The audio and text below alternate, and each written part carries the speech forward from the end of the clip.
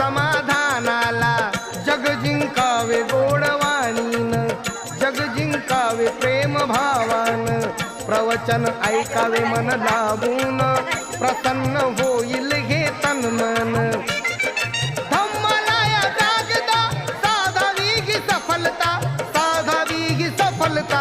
ऐका नंदिनीची मी सांगतो कथा